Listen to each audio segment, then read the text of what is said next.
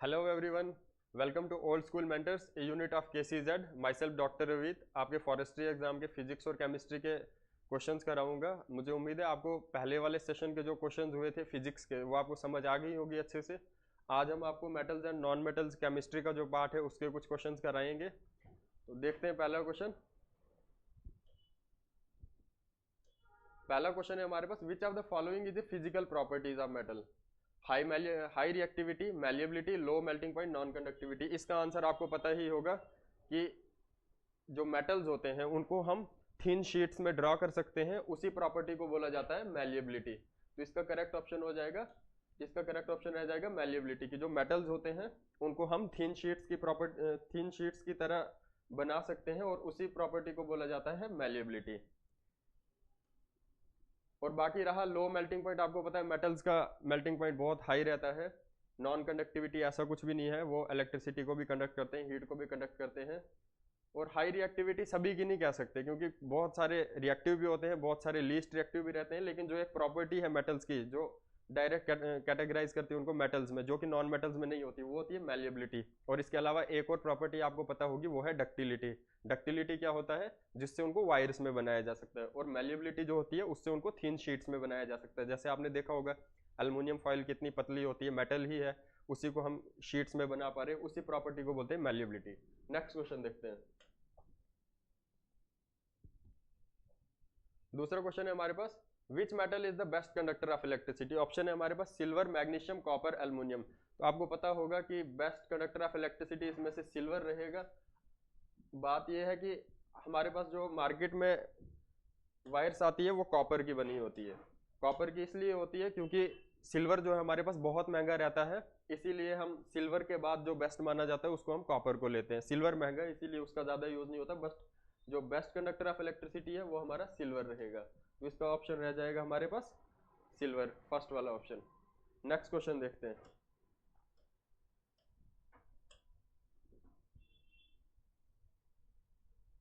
Next question है हमारे पास, which property of metals allows them to be drawn into wires? पहले question में मैंने बता दिया कि जब उनको शीट्स में बनाया जाता है उसको बोलते हैं मैलिएबिलिटी, और जब उन्हीं को वायर्स में बनाया जाए तो उसको बोला जाता है डक्टिलिटी। तो इसका करेक्ट ऑप्शन ऑप्शन फर्स्ट हो जाएगा।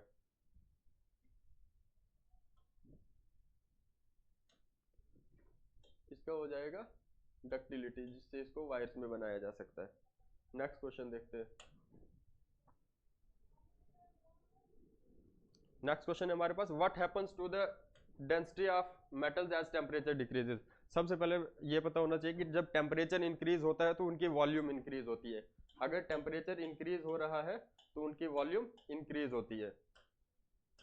और अगर टेम्परेचर कम हो जाए तो वॉल्यूम भी कम होगी। अगर हमारे पास ये बोल रहा है कि टेम्परेचर डिक्रीज करेगा तो क्या होगा? अगर टेम्परेचर डिक्रीज करेगा वॉल्यूम भी डिक्रीज होगी। ये एक पता लग गया। अब हमारे पास हमें पता है कि डेंसिटी और वॉल्यूम का रिलेशन क्या रहता है। जो डेंसिटी होता है वो होता है मास पर यूनिट वॉल्यूम। इसका मतलब डेंसिटी और वॉल्यूम इनवर्सली प्रोपोर्शनल है एक दूसरे के। इसका मतलब ये है कि अगर डेंसिटी बढ़ेगी, अगर वॉल्यूम घटेगी तो डेंसिटी बढ़ेगी, या अगर ये कह सकते हैं कि वॉल्यूम बढ़ेगी तो डेंसिटी हमारे पास कम होगी। इस केस में हमें बताया गया टेम्परेचर डिक्रीज की वजह से वॉल्यूम कम हो रही है, और अगर वॉल्यूम कम हो रही है तो डेंसिटी हमारे पास इंक्रीज होगी। तो इसका आंसर क्या हो जाएगा? टेम्परेचर डिक्रीज कर रहा है तो डेंसिटी हमारे पास इंक्रीज कर देगी। इसके लिए ऑप्शन फर्स्ट रहेगा। इसके लिए जो दो चीजें मैंने आपको कंसेप्ट बताया यहाँ पर क्या है, एक तो हमें पता होना चाहिए कि टेम्परेचर इंक्रीज करता है तो वॉल्यूम इंक्रीज होती है, और दूसरा हमें डेंसिटी और वॉल्यूम का रिलेशन पता होना चाहिए। नेक्स्ट क्वेश्चन देखते हैं।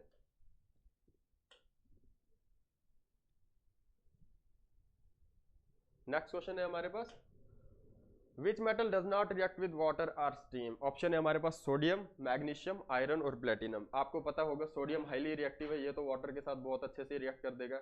मैग्नीशियम का भी पता होगा, ये भी वाटर के साथ रिएक्ट कर देता है, क्योंकि कैल्शियम और मैग्नीशियम का सेम सेम फीचर रहता है। अगर वो वाटर के साथ रिएक्ट करता है तो वो फ्लोट करने लग जाता है सरफेस पे। क्यों? क्योंकि जो हाइड्रोजन के बबल्स निकलते हैं वो उस मेटल के पीस को सराउंड कर देते हैं, जिसकी वजह से उसको बायंसी मिलती है और वो ऊपर फ्लोट करने लग जाता है। आयरन भी रिएक्ट करता है, और हमारे पास जो रिएक्ट नहीं करता है वाटर या स्टीम के साथ वो है प्लेटिनम। इसका ऑप्शन हो जाएगा 4।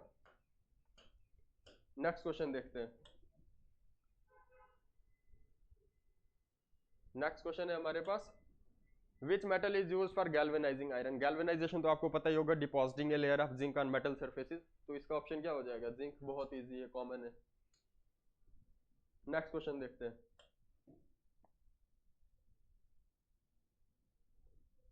क्वेश्चन है हमारे पास, which metal reacts vigorously with both acid and water? Option है हमारे पास एल्युमिनियम, जिंक, सोडियम, सिल्वर। मैंने आपको पहले बोल दिया कि सोडियम पोटेशियम जो होते हैं वो हाईली रिएक्टिव होते हैं, तो इसका हमारा ऑप्शन क्या हो जाएगा? Option third, that is silver. Next question देखते हैं। क्वेश्चन है, what is the term for the ability of metals to be hammered into thin sheets? पहला क्वेश्चन यही था शायद, कि उसको शीट्स में बनाया जाए तो उसको क्या बोला जाता है? तो उसी प्रॉपर्टी को क्या बोल देंगे हम? उसको बोला जाता है मैलिएबिलिटी, जिससे उनको शीट्स में ड्रॉ कर सकते हैं। तो ऑप्शन थर्ड होगा इसका आंसर। डक्टिलिटी होता है वायर्स बनाना है, याद रखना इस चीज को। नेक्स्ट क्वेश्चन देखते हैं।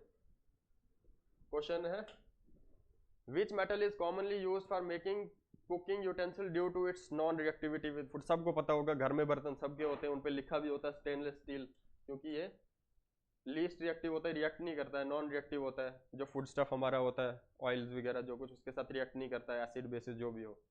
तो इसीलिए इसका ऑप्शन हो जाएगा स्टेनलेस स्टील। बाकी ये सब रिएक्ट करते हैं क्योंकि ये प्योर मेटल है। स्टेनलेस स्टील जो है वो एलॉय होता है। नेक्स्ट क्वेश्चन देखते हैं। इसका आंसर तो शायद आप लोगों को ही कमेंट सेक्शन में बताना चाहिए। विच metal is commonly used in batteries? क्योंकि फ्यूल को रिड्यूस किया जा रहा है, उसकी जगह ये बैटरीज यूज की जा रही है, गाड़ियों में भी, ऑटोमोबाइल्स में भी। तो मैं चाहता हूँ इसका आंसर आप कमेंट सेक्शन में बताओ। इसका आंसर आपको वहां पे पिन कर दिया जाएगा, इसका करेक्ट आंसर क्या है, क्योंकि ये तो सबको ही पता होगा ना, क्योंकि कॉमन क्वेश्चन है बैटरीज किसकी बनी होती है। तो ये इस क्वेश्चन का आंसर कमेंट बॉक्स में आप डाल देना और करेक्ट आंसर हम वहां पर पिन कर देंगे। नेक्स्ट क्वेश्चन देखते हैं।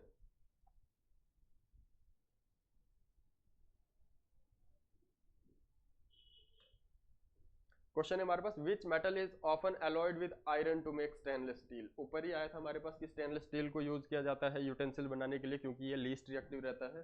तो इसमें ये बोल रहा है which metal is often alloyed with iron to make stainless steel. इसका मतलब जो स्टेनलेस स्टील है हमारे पास, उसमें एक कंपोनेंट क्या रहता है, इधर ही बता दिया इन्होंने, आयरन।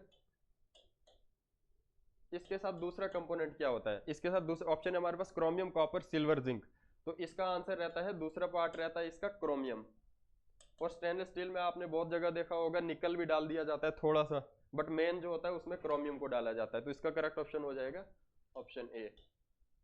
नेक्स्ट क्वेश्चन देखते हैं।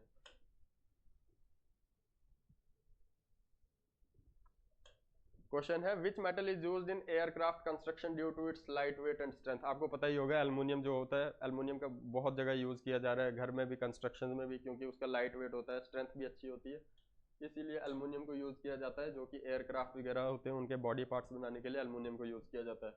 नेक्स्ट क्वेश्चन देखते हैं। क्वेश्चन है हमारे पास, which metal is used in making coins due to its durability and resistance to corrosion? ये तो पता ही होगा किसके बनते हैं कॉइन्स। आज के हिसाब से देखें तो आजकल बहुत सारे मेटल्स के वैरायटी ऑफ मेटल देखो तो एलॉय के हिसाब से बनाए जाते हैं, बट जो जर्नली आपने मार्क करना है कि जो कॉइन्स किसके बने होते हैं, तो वो निकल्स के मैक्सिमम बने होते हैं। आजकल तो बहुत सारे बन रहे हैं, बहुत सारे मेटल्स के, बट आपने मार्क करना है निकल को, निकल सबसे ज्यादा यूज किया जाता है। नेक्स्ट क्वेश्चन देखते हैं। अब आ गया क्वेश्चन एलॉय पर। Which metal is added to copper to make brass? Brass एक एलॉय है।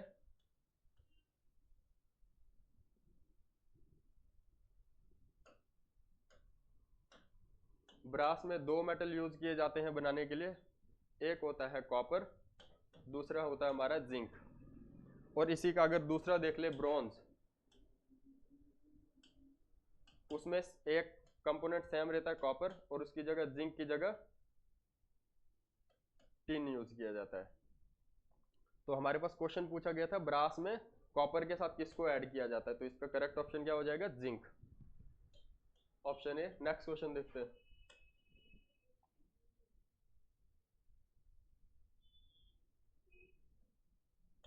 ये क्वेश्चन शायद मुझे लग रहा है हमने पहले भी पूछ लिया अभी। Which metal is added to steel to increase its hardness? नहीं, वो स्टेनलेस स्टील वाला था। तो यहाँ पर क्वेश्चन याद रखना, स्टेनलेस स्टील अलग चीज़ है, स्टील अलग चीज़ है, दोनों की कंपोजिशन अलग रहती है। तो यहाँ पर देख लेते हैं, जो स्टील होता है वो किसका बनता है, वो बनता है आयरन, आयरन में ऐड किया जाता है कॉपर, सॉरी इसका कॉपर नहीं, इसका कार्बन होता है। वो एक चीज आपको मैं एडिशनल बता दूं इस चीज में, कि अभी तक हमने जो एलॉयज देखे हैं उनमें दोनों के दोनों मेटल कंपोनेंट थे, कि मतलब जो जिन दो पार्ट से बन रहा था वो दोनों मेटल थे, लेकिन जो स्टील है उसमें एक मेटल है आयरन, आयरन क्या है, मेटल है, और जो कार्बन ऐड हो रहा है वो नॉन मेटल रहता है। इसका मतलब ये एक नॉन मेटल और मेटल का कॉम्बिनेशन रहता है। और ऐसे अगर पूछ लिया जाए उसमें कार्बन कितना होता है, तो वो अप्रोक्स 0.05% होता है। किसका है ये, स्टील का। नेक्स्ट, तो इसका आंसर क्या हो जाएगा हमारे पास, which metal is added to steel to increase its hardness. तो यहाँ पर ऑप्शन सारे गलत है। या तो क्वेश्चन में जो इनने बनाया होगा, पीपीटी जिसने बनाई है, उनको स्टेनलेस स्टील लिखना चाहिए था, तो उसके लिए आंसर हो जाता है क्रोमियम। तो इसको स्टील बनाना है तो क्रोमियम वाले को हम कट करके कार्बन लिख लेते हैं, तो इसका करेक्ट ऑप्शन हो जाएगा कार्बन। इस चीज को जरूर ध्यान में रखना, स्टेनलेस स्टील पूछा जाए तो वहां पे क्रोमियम ऐड होता है, और अगर स्टील देखा जाए तो वहां पे हमारे पास कार्बन ऐड होता है। नेक्स्ट क्वेश्चन देखते हैं। क्वेश्चन है हमारे पास, which metal is liquid at room temperature. ये भी तो आपको पता ही होगा, थर्मोमीटर्स में यूज किया जाता है इसी वजह से, क्योंकि वो लिक्विड में होता है, उससे हमें रीडिंग पता लग जाती है। तो इसका आंसर क्या हो जाएगा, मरकरी। थर्मोमीटर्स में मरकरी यूज किया जाता है, और ये लिक्विड होता है रूम टेम्परेचर पर भी। नेक्स्ट क्वेश्चन देखते हैं। क्वेश्चन है हमारे पास, which metal is use in the production of fireworks to produce bright colours.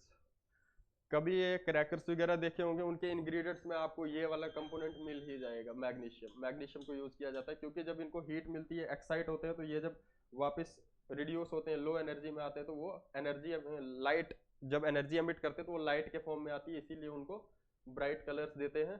किस मेटल को यूज किया जाता है, मैग्नीशियम को। नेक्स्ट क्वेश्चन देखते हैं।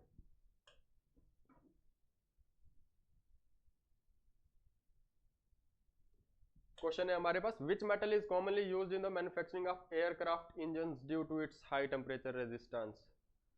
याद रखना, पहले वाला क्वेश्चन जो था एयरक्राफ्ट का, वो था कि बॉडी पार्ट्स किसके बने होते हैं, तो वहां पे हमने आंसर दिया था एल्युमिनियम का। लेकिन यहां पर क्वेश्चन पूछा जा रहा है कि manufacturing of aircraft engine, engine और दूसरे वाले बॉडी पार्ट्स में बहुत ज्यादा डिफरेंस है, क्योंकि इंजन हीटअप हो जाता है, तो वहां पे हमारे पास ऐसा मेटल होना चाहिए कि जो हीट को विदस्टैंड किया जाए। तो इसका करेक्ट आंसर होता है टाइटेनियम। टाइटेनियम को यूज किया जाता है। और आपको पता, ऑप्शन हमारे पास आयरन, कॉपर, एल्युमिनियम दिए गए हैं। आयरन, टाइटेनियम का जो मेल्टिंग पॉइंट होता है वो आयरन से भी ज्यादा रहता है, अराउंड 1650 डिग्री सेल्सियस तक रहता है, और आयरन का तो 1500-1550 डिग्री सेल्सियस तक ही रहता है, इसीलिए टाइटेनियम को यूज किया जाता है। नेक्स्ट क्वेश्चन देखते हैं। क्वेश्चन है हमारे पास, which metal is used as a protective coating for iron and steel to prevent corrosion. पहले बता, ये पहले भी क्वेश्चन पूछ लिया गया है यहीं पे, कि गैल्वेनाइजेशन में किस मेटल को यूज किया जाता है। इसी को बोलते हैं गैल्वेनाइजेशन, प्रोटेक्टिव लेयर ऊपर से बनाई जाए, वो होती है जिंक की। नेक्स्ट क्वेश्चन देखते हैं।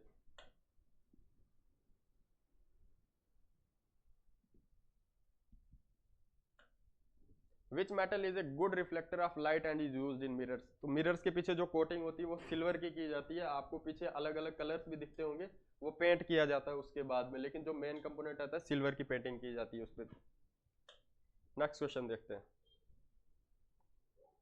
क्वेश्चन है हमारे पास, which metal is used in the production of nuclear reactor due to its ability to absorb neutrons. तो न्यूक्लियर रिएक्टर्स में आप सबको पता होगा यूरेनियम जो है उसको यूज किया जाता है। नेक्स्ट क्वेश्चन देखते हैं।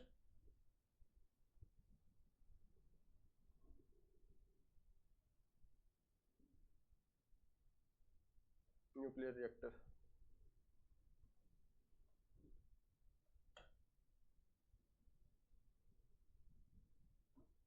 which metal is commonly used as a catalyst in catalytic converters in automobiles। जो कैटालिटिक कन्वर्टर्स गाड़ियों में यूज किए जाते हैं, तो उनमें जो कैटलिस्ट यूज किया जाता है वो बहुत सारे दिख सकते हैं आपको, जैसे पैलेडियम होता है, इधर हमारे पास ऑप्शन में प्लेटिनम, आयरन, निकल, कॉपर। इसके अलावा रोडियम होता है, इसके अलावा हमारे पास प्लेटिनम होता है, ज़्यादा यूज प्लेटिनम का होता है। इसके अलावा मिक्स में भी यूज, जैसे प्लेटिनम पैलेडियम या इन तीनों को मिला के कॉम्प्लेक्स बनाया जाता है, उसको यूज किया जाता है। इसमें से हमारे पास ऑप्शन है प्लेटिनम, तो इसी को करेक्ट ऑप्शन ले लेंगे, मेजरली यही यूज किया जाता है। नेक्स्ट क्वेश्चन देखते हैं। Which metal is alloyed with tin to make pewter? Pewter में आपको बता दूं, प्यूटर जो होते हैं वो जो पुराने वाले बर्तन यूज किए जाते थे घर में, यूटेंसिल्स वगैरह, उनको प्यूटर बोला जाता था। आज भी यूज किए जाते हैं बट उतने ज्यादा यूज नहीं है उनका। तो हमारे पास पूछा गया है प्यूटर किसका बनता है, ये भी एक एलॉय ही है। ऑप्शन है हमारे पास, एक तो बता दिया इसका पार्टनर, एक होता है टिन, और दूसरा कौन सा ऐड होता है, कॉपर, जिंक, एल्युमिनियम, लेड। ये भी नहीं होता है, एल्युमिनियम भी नहीं होता है, जिंक भी नहीं होता है, अरे टिन तो लिखा है ना। तो हमारे पास इसका करेक्ट ऑप्शन है कॉपर। इसकी ट्रिक याद रखने का, क्यूटिन याद रख लेना, Cu, क्योंकि टिन को एसएन से रिप्रेजेंट करते हैं, इसको टिन लिखते हैं, तो यहाँ से मैंने याद रखा था क्यूटिन। तो आप भी ऐसे याद रख सकते हो, जो प्यूटर होता है उसमें कॉपर और टिन को यूज किया जाता है। तो इसका करेक्ट ऑप्शन क्या हो जाएगा, कॉपर, क्योंकि टिन हमारे पास ऑलरेडी क्वेश्चन में मेंशन्ड है। नेक्स्ट क्वेश्चन देखते हैं। क्वेश्चन है हमारे पास, which metal is used in the construction of space shuttles and satellites due to its low density and high strength? Space shuttle, ये तो पहले भी पूछ लिया है यार। तो इसका करेक्ट ऑप्शन क्या हो जाएगा, यही एल्युमिनियम, टाइटेनियम तो इंजन में यूज हो रहा था। नेक्स्ट क्वेश्चन देखते हैं।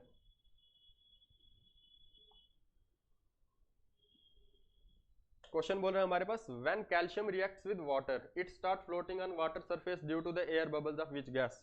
ये क्वेश्चन मैंने आपको पहले बता दिया था, जहां पे बताया गया था कि बताओ इनमें से कौन सा मेटल है जो ना गैस स्टीम के साथ रिएक्ट करता है ना वाटर के साथ। तो वहां पर मैंने आपको एडिशनल चीज बता दी थी कैल्शियम और मैग्नीशियम के बारे में, कि इनके साथ क्या होता है, ये सरफेस पे फ्लोट करने लग जाते हैं, क्योंकि जो एयर बबल्स निकलते हैं वो इनको अटैच हो जाते हैं, इनके बॉर्डर पे लग जाते हैं, जिसकी वजह से ये फ्लोट करने लग जाते हैं। तो वो एयर बबल किसके होते हैं, वो होते हैं हाइड्रोजन की। इसका करेक्ट ऑप्शन हो जाएगा ऑप्शन डी, क्योंकि हाइड्रोजन गैस प्रोड्यूस होती है जब मेटल किसी वाटर के साथ रिएक्ट करता है, एक तो हाइड्रोक्साइड बनता है या ऑक्साइड बनता है, और दूसरा हाइड्रोजन गैस निकलती है। नेक्स्ट क्वेश्चन देखते हैं। क्वेश्चन है हमारे पास, choose the metal which does not react with water at all. यार ये तो इजी पता ही होगा कि जो एक्टिविटी सीरीज होती है हमारे पास, हाइड्रोजन के जो नीचे वाले होते हैं वो लीस्ट रिएक्टिव रहते हैं, तो इसका ऑप्शन हो जाएगा हमारे पास मैग्नीशियम, ये तो रिएक्टिव होता है। जिंक, ये 2N नहीं, ये ZN है, जिंक। जिंक भी रिएक्टिव होता है, एल्युमिनियम भी रिएक्टिव होता है। ये आ गया हमारे पास सिल्वर, जो कि हाइड्रोजन से नीचे होता है एक्टिविटी सीरीज में, गोल्ड भी नीचे होता है, कॉपर भी नीचे होता है। तो इसका ऑप्शन हो जाएगा ऑप्शन डी। नेक्स्ट क्वेश्चन देखते हैं। ये बोल रहा है anodizing is the process of forming a thick oxide layer. इससे पहले हमने देखा था गैल्वेनाइजेशन, गैल्वेनाइजेशन में जिंक की कोटिंग की जाती थी, और यहाँ पूछा गया एनोडाइजिंग की, तो एनोडाइजिंग में एल्युमिनियम को यूज किया जाता है, थिक लेयर बनाई जाती है एल्युमिनियम की डिपॉजिट करा के। नेक्स्ट क्वेश्चन देखते हैं।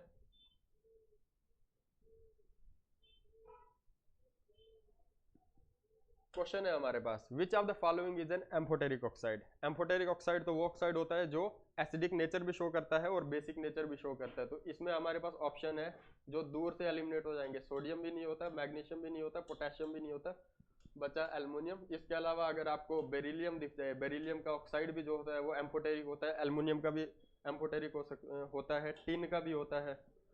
इसके अलावा जिंक का भी होता है। नेक्स्ट क्वेश्चन देखते हैं, तो इसका आंसर हो जाएगा यहाँ पे aluminium. Which of the following is N, ये तो हो गया। नेक्स्ट क्वेश्चन देखते हैं। क्वेश्चन है, hydrogen gas is not evolve when a metal reacts with nitric acid because nitric acid is, मैंने अभी आपको बताया कि जब कोई मेटल वाटर या स्टीम के साथ रिएक्ट करता है तो वहां पे या तो वो हाइड्रोक्साइड बनाता है या तो वो ऑक्साइड बनाता है, और साथ में एक गैस निकलती है, वो है हाइड्रोजन। लेकिन यहाँ बोल रहे हैं जो कि नाइट्रिक एसिड है वो भी एक एसिड है, और उसके साथ मेटल रिएक्ट करता है तो वो हाइड्रोजन गैस नहीं बनाता। तो क्यों? क्योंकि आपको पता होना चाहिए जो नाइट्रिक एसिड है वो स्ट्रॉन्ग ऑक्सीडाइजिंग एजेंट है। कैसा है? Strong oxidizing agent. ये क्या कर देता है, जो हाइड्रोजन वहां पे प्रोड्यूस होती है उसको ऑक्सीडाइज करके वाटर बना देता है, इसलिए वहां पे वाटर नहीं निकलता है। जो H2 होता है, क्योंकि ऑक्सीडाइजिंग एजेंट है तो इसमें वाटर ऐड करा देता है, वो वाटर बन जाता है और हाइड्रोजन गैस नहीं निकलती है। तो ये किस नेचर की वजह से, इसके स्ट्रॉन्ग ऑक्सीडाइजिंग नेचर की वजह से ऐसा होता है। नेक्स्ट क्वेश्चन देखते हैं। क्वेश्चन है हमारे पास, aqua regia is freshly prepared mixture of. Aqua regia, aqua regia किसका बनता है? देखो यहाँ पे ऑप्शन आपको सारे सेम सेम ही दिख रहे होंगे, HCl HNO3 सारे के सारे सेम है, लेकिन डिफरेंस किस चीज में, concentrated diluted, concentrated concentrated diluted diluted dilute concentrated. तो यहाँ पे ऑप्शंस में खेला गया आपके साथ, क्योंकि वहाँ पे प्रेजेंस ऑफ माइंड चेक किया जाएगा। तो इसका आंसर होता है कंसेंट्रेटेड HCl और कंसेंट्रेटेड HNO3। इसको बोला जाता है एक्वा रेजिया। इसमें गोल्ड सिल्वर जैसी चीज जो कि डिसॉल्व नहीं होती उनको भी डिसॉल्व कराया जा सकता है। तो इसका करेक्ट ऑप्शन क्या हो जाएगा? इसका है concentrated HCl and concentrated HNO3, वो है हमारे पास ऑप्शन नंबर सेकंड। और अगर पूछा जाए, फ्रेशली प्रिपेयर्ड मिक्सचर होता है ये HCl और HNO3 का, अगर पूछा जाए किस रेशो में ये आपस में रिएक्ट करते हैं, तो एज इट इज जैसे HCl और HNO3 लिखा गया है, ये वाला कंसेंट्रेटेड HCl और HNO3, ये 3:1 रेशो में रिएक्ट करके एक्वा रेजिया बनाता है। आज वाले सेशन में हमारे पास इतने क्वेश्चन थे, तो नेक्स्ट सेशन में मिलते हैं हम मेटलर्जी के क्वेश्चंस के साथ। Thank you so much. और अगर आपको कोई डाउट रहे तो फिर भी आप कमेंट सेक्शन में बता सकते हो। इसके अलावा मैंने आपको एक क्वेश्चन दिया था कि जो बैटरीज होती है, ई मोबाइल्स व्हीकल्स वगैरह जो होती है, या मोबाइल फोन्स या पेस मेकर ऑफ हार्ट जो होता है इवन, वहाँ पर भी ये बैटरीज यूज़ की जाती है, तो वो किस मेटल की बनती है, वो कमेंट सेक्शन में पिन कर देना। Thank you so much.